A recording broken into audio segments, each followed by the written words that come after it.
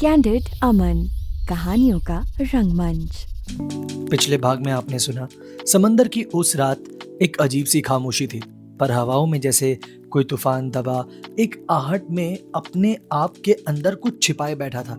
लेकिन वेदिका वेदिका एसआर की यॉट पर लाल साड़ी में खड़ी थी। चांदनी में उसकी खूबसूरती और भी निखर रही थी। एसआर की नजरें उसकी पीठ पर बंधी डोरी पर अटक गई, जो धीरे धीरे उनके बीच की दूरी मिटा रही थी। पास आकर एसआर ने वेदिका को अपनी बाहों में समेट लिया और फिर शुरू हुआ एक ऐसा सिलसिला जिसमें होश, हिचक, सब की सीमाएं पार हो चुकी थी। कैबिन के अंदर उनकी दुनिया बस एक दूसरे की सांसों तक सीमित हो गई थी। एसआर पर हर छुअन का एक पागलपने वाला एहसास हो रहा था और वेदिका उस दीवानगी में पूरी तरह से डूबती चली जा रही थी। ब्लाइंडफोल्ड, सिल्क की डोरी और बर्फ सी ठंडी उंगलियों ने वेदिका को एक नए एहसास की दुनिया में पहुंचा दिया, जहां एसआर का प्यार सिर्फ इजहार नहीं, एक जुनून बन चुका था।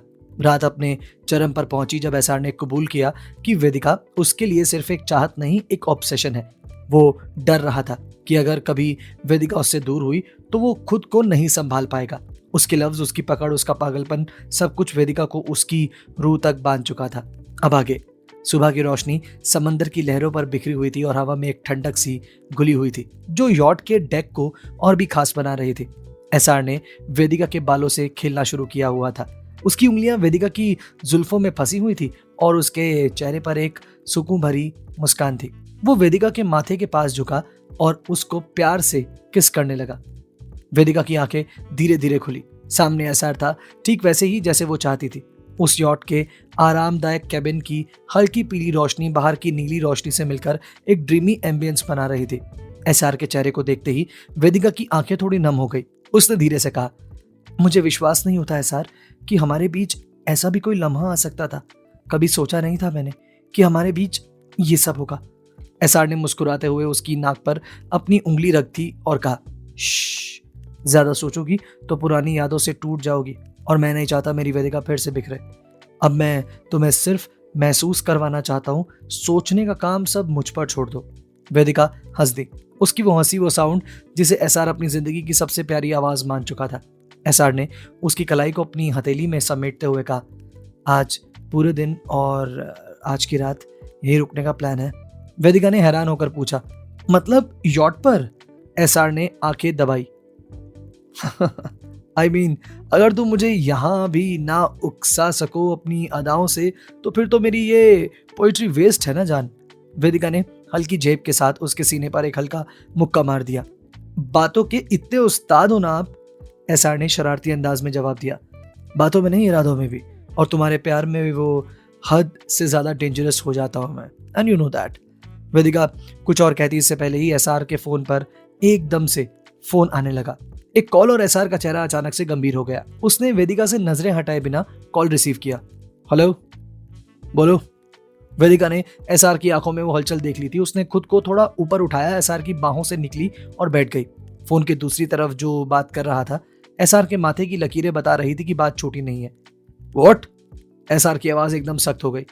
वेदिका चौंकी। एसआर ने एक नजर वेदिका पर डाली, जैसे कुछ छिपाना चाह रहा हो, फिर अचानक फोन काट दिया और अपनी जगह से उठ खड़ा हुआ।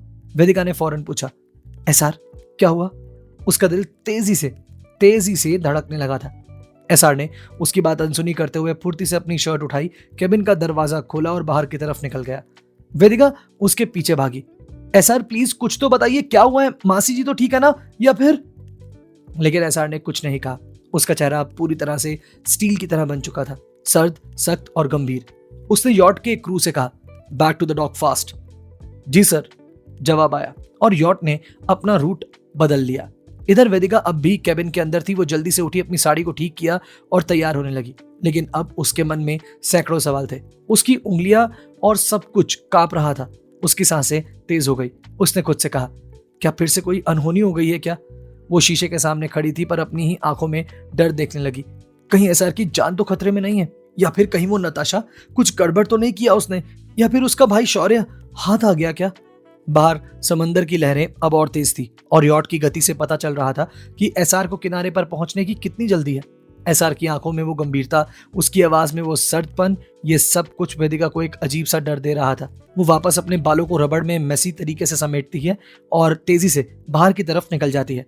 वेदिका रेडी होकर बाहर आई तो यॉट के किनारे पर एसआर सीना ताने खड़ा था। हवा उसके बालों को पीछे उड़ा रही थी और उसकी आंखें किनारे पर अटकी हुई थी, जैसे कुछ बहुत बड़ा सोच रहा हो। उसकी ठहरी हुई निगाहें तनाव में जमी हुई जबड़े एक अजीब सा माहौल बांध रही थी। वेदिका तेजी से उसके पास पहुंची। उसके मन में सवालों की बाढ़ आ चुकी थी, लेकिन एसआर का पूरा ध्यान उस किनारे पर था जहां यॉट धीरे धीरे बढ़ रही थी। वेदिका कुछ कहती उससे पहले ही यॉट किनारे लग चुकी थी और एसआर के गार्ड्स आगे बढ़ चुके थे। एसआर ने अपनी तीखी आवाज में ऑर्डर दिया, वेदिका को घर ड्रॉप कर दो, हिफाजत के साथ। वेदिका ने उसकी तरफ देखा, आंखों में साफ सवाल थे। एसआर हुआ क्या है, कहाँ जा रहे हैं आप? लेकिन एसआर ने उसकी तरफ देखा भी नहीं। एक आखिरी बार उसकी नजर वेदिका पर पड़ी, लेकिन बिना कुछ कहे एसआर तेजी से यॉट से उतर गया और अपनी लग्जरी कार में बैठकर चला गया। वेदिका हल्की हक्की बक्की रह गई। एसआर ने उससे कुछ नहीं कहा, बिल्कुल कुछ भी नहीं, जैसे रात कुछ भी नहीं थी उसके लिए, जैसे सुबह की वो मुलाकात, वो नजदीकियां सब अधूरी रह गई। एसआर का इस तरह अचानक से बदल जाना वेदिका के लिए नया नहीं था, लेकिन अब उसको डर ज्यादा लग रहा था, एक बेचैनी थी। गार्ड्स के इशारे पर वेदिका चुपचाप कार में बैठी और घर के लिए निकल पड़ी। पूरे रास्ते उसकी आंखें बाहर थी, लेकिन मन में सवालों का तूफान चल रहा था। आखिर ऐसा क्या हुआ कि एसआर ने उसे कुछ भी बताए बिना खुद से दूर कर दिया? घर पहुंचते ही ब्रेकफास्ट की तैयारियां चल रही थी। सब कुछ सामान्य था, लेकिन वेदिका के अंदर तूफान थमने का नाम ही नहीं ले रहा था। उसने धीमे कदमों से अपने कमरे की तरफ कदम बढ़ा दिए। रूम में पहुंचकर वो चेंज करने लगी। कपड़े उतारते ही उसकी नजर आईने में अपने कंधे पर पड़ी, एसआर की मोहब्बत की शिद्दत से बने हल्के निशान पर।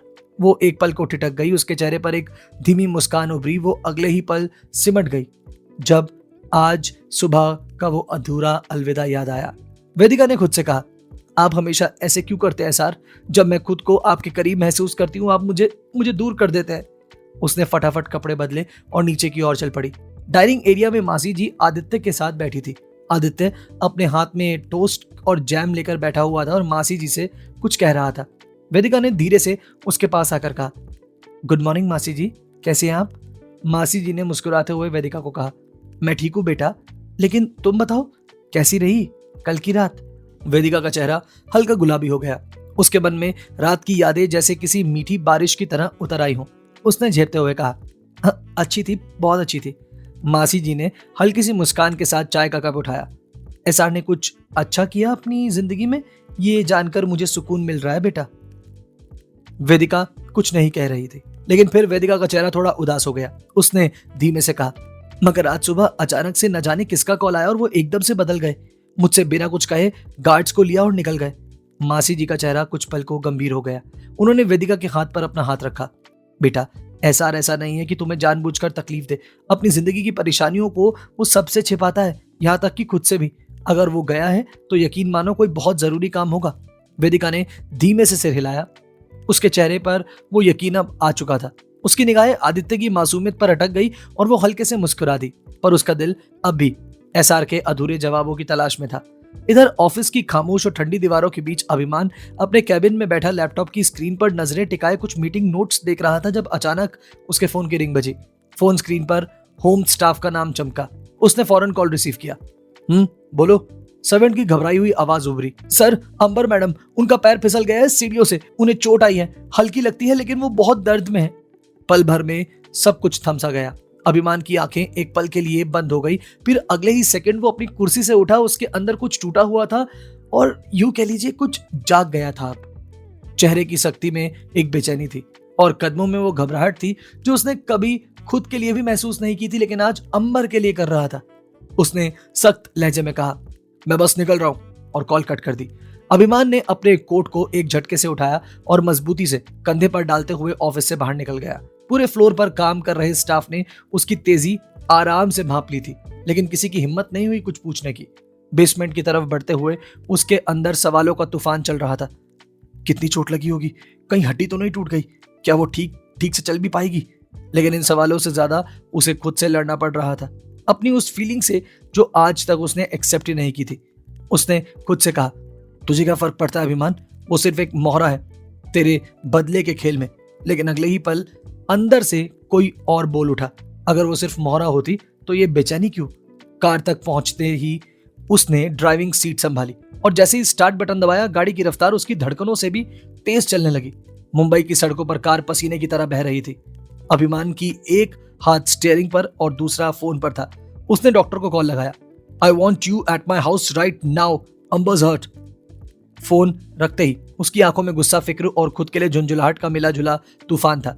ट्रैफिक में एक कार ने रास्ता काटा तो अभिमान ने हॉर्न मारते हुए गुस्से से कहा, get the hell out of my way. आज पहली बार वो किसी के लिए इतना ज्यादा परेशान हो रहा था।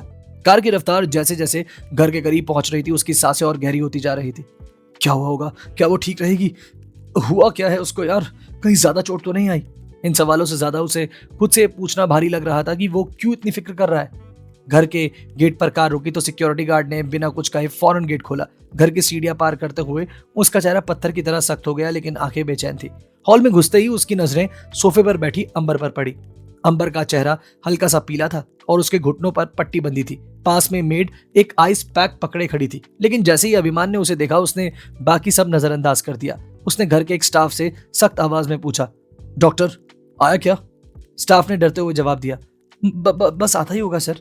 अभिमान तेज कदमों से अंबर की तरफ बढ़ा, लेकिन उसके चेहरे पर फिक्र की जगह अब फिर से वही सख्त नकाब था। उसने सीधे सवाल किया, कैसे हुआ ये सब? अंबर ने सिर झुका लिया, बस ध्यान नहीं रहा, पैर फिसल गया। अभिमान ने झुककर उसके घुटनों को ध्यान से देखा, फिर उसकी आंखों में झांका। ध्यान रखने के लिए घर में इतने लोग हैं ना? अंबर कुछ नहीं बोली, उसकी आंखों में हल्की सी नमी थी। अभिमान ने अंबर से कहा, जब मैं कहता हूं फुर्ती में सीढ़ियों पर मत चला करो तो कोई वजह ही होगी ना? अभिमान की आवाज धीमी थी, लेकिन उसके पीछे की फिक्र साफ झलक रही थी। अंबर ने उसकी तरफ देखा। आज आवाज में कोई तल्खी नहीं थी, सिर्फ एक फिक्र थी। अंबर ने धीरे से कहा, मैं ठीक हूं। अभिमान के शब्द उसके अपने भी लग रहे थे। तुम्हारा ठीक होना अब सिर्फ तुम्हारा मैटर नहीं है। वो खुद चौंक गया अपने कहे पर। तभी डॉक्टर आ चुका था और अभिमान ने फौरन रास्ता बनाते हुए उसे अंदर बुलाया। जब डॉक्टर अंबर का चेकअप कर रहा था, अभिमान पास में ही खड़ा था। एक बार भी उसकी नजरें हटी नहीं। बस मुंह चाहिए सर, रेस्ट और आइस पैक से ठीक हो जाएगा, डॉक्टर ने कहा। अभिमान ने घर के स्टाफ को सख्त ऑर्डर दिए, she is not going care up at all. इस चीज का ध्यान तुम रखोगी, ठीक है? Make sure of that. Doctor के जाने के बाद अंबर ने अभिमान की तरफ देखा और धीमे से कहा, इतनी टेंशन लेने की कोई जरूरत नहीं है अभिमान। अभिमान ने उसकी तरफ देखा और पहली बार बिना किसी सख्ती के साथ कहा, कुछ चीजें जरूरत से नहीं दिल से की जाती है। इतना कहकर वो मुड़ा और बालकनी की तरफ चल गया, लेकिन उसके चेहरे का वो सख्त नकाब अब भी दरारों से भरा हुआ नजर आ रहा था। क्या अभिमान को होने लगा है अंबर से प्यार? किसका कॉल आया था जो ऐसा यूं अचानक से चला गया? क्या शौर्य गिल आने वाला है सामने? जानेंगे कहानी के आगे के सफर में। सुनते रहिए कैंडिड अमन।